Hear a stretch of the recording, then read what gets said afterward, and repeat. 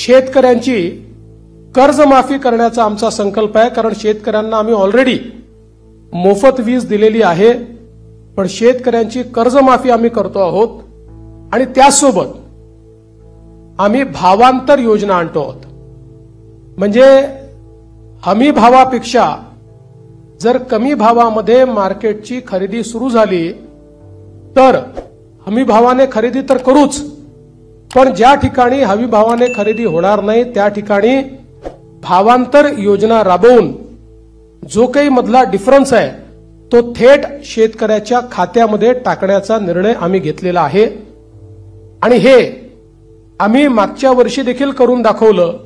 आपल्याला कल्पना आहे की आंतरराष्ट्रीय बाजारपेठेमुळे कापूस आणि सोयाबीनचे भाव पडल्यानंतर आम्ही लोकसभेपूर्वी निर्णय घेतला होता की भावांतर योजनेतून आम्ही पैसे देऊ। आचारसंहिता संपल्याबरोबर ते पैसे थेट शेतकऱ्यांच्या खात्यामध्ये आम्ही दिले आहेत। आम्ही या ठिकाणी प्रत्येक गरीबाला अन्न आणि निवाऱ्याचा हक्क हा देण्याचा निर्णय घेतलेला आहे। आणि जी वृद्ध पेन्शन योजना आपण चालवतो, ज्याच्यामध्ये 1500 रुपये आपण देतो, ते 1500 रुपयावरनं 2100 रुपये आपण करण्याचं ठरवलंय। किंबहुना अशा प्रकारच्या सहाय्यतेच्या जेवढ्या योजना आहेत, मागच्या काळामध्ये महायुतीच्या सरकारने 1500 रुपये केले होते, ते 1500 रुपयाचे 2100 रुपये आता पुन्हा महायुतीचं सरकार आल्यानंतर आम्ही त्या ठिकाणी करणार आहोत। यासोबत ज्या जीवनावश्यक वस्तू आहेत त्यांचे भाव स्थिर ठेवण्याकरता आम्ही त्या ठिकाणी मार्केट इंटरव्हेन्शन करणार आहोत। येत्या काळामध्ये 25 लाख रोजगाराची निर्मिती ही महाराष्ट्रामध्ये करण्याचं लक्ष्य आम्ही ठेवलंय।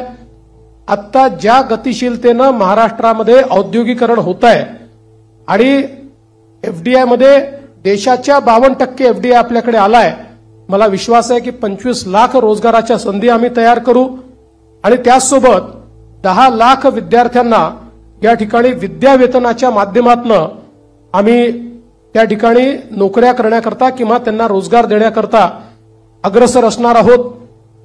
दुसरं, मागच्या 2.5 वर्षामध्ये आम्ही सरकारी नोकऱ्यांवरचा सगळा निर्बंध हटवून जवळपास 1 लाखपेक्षा जास्त, आम्ही 75,000 घोषणा केली होती, पण 1 लाखपेक्षा जास्त नोकऱ्या या सरकारी क्षेत्रामध्ये त्या ठिकाणी दिलेल्या आहेत।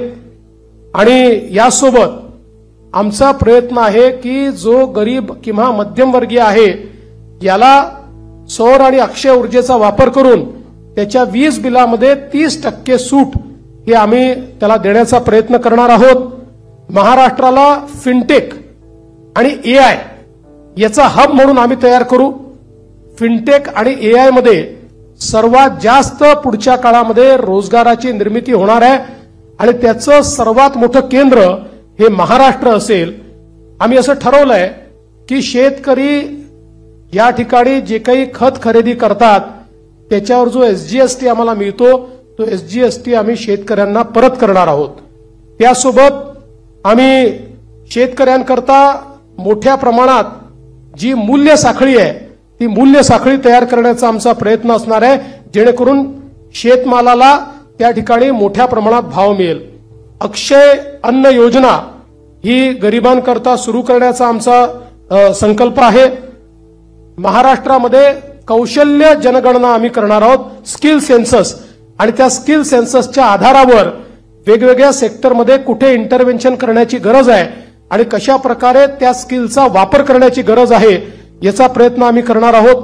यासोबत छत्रपती शिवाजी महाराज आकांक्षा केंद्र हे आम्ही तयार करणार आहोत, ज्याच्यामध्ये कोवर्किंग स्पेसेस असतील, इन्क्युबेशनच्या सुविधा असतील, ज्यातनं स्टार्टअप्समध्ये मोठ्या प्रमाणात विद्यार्थी असो किंवा स्टार्टअप करणारे जे नवीन नवतरुण असतील या सगळ्यांना एकत्रितपणे शेअर्ड पद्धतीनं सगळ्या प्रकारच्या प्लग अँड प्लेच्या सुविधा आम्ही देऊ।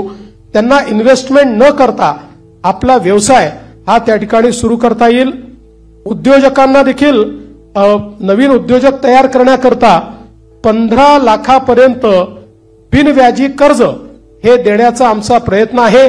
आमचे जे विविध महामंडळ आम्ही तयार केलेले आहेत विविध घटकांकरता त्यांना हे बिनव्याजी कर्ज 15 लाखापर्यंत देण्याचा आमचा निर्णय, यासोबत ओबीसी असतील, ईबीसी असतील, ईडब्ल्यू असतील, एनटी असतील, व्हीजेएनटी असतील आणि अर्थातच एससी आणि एसटी असतील, या सगळ्यांना शिक्षण शुल्क आणि परीक्षा शुल्काची प्रतिपूर्ती करायची, हा निर्णय देखील या ठिकाणी आम्ही घेतलेला आहे.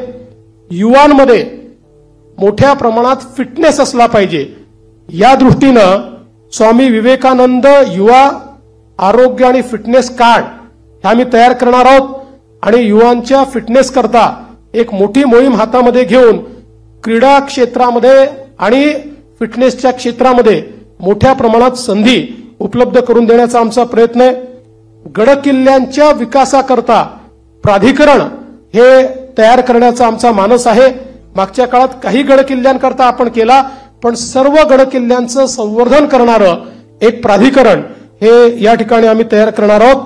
एकूणच जर आपण विचार केला तर प्रधानमंत्री महोदयांनी आपल्याला जो काही संदेश या ठिकाणी दिलाय की गरीब, शेतकरी, महिला आणि युवा हे जे 4 घटक आहेत जे विकसित भारत तयार करणार आहेत, या 4 घटकांना समोर ठेवून आणि त्यांच्यासोबत सिनियर सिटीजन्सला सोबत ठेवून सर्व जाती धर्माचे लोक हे या ठिकाणी आमच्या योजनांमुळे लाभान्वित होतील, अशा प्रकारचं एक संकल्पपत्र तयार केलंय.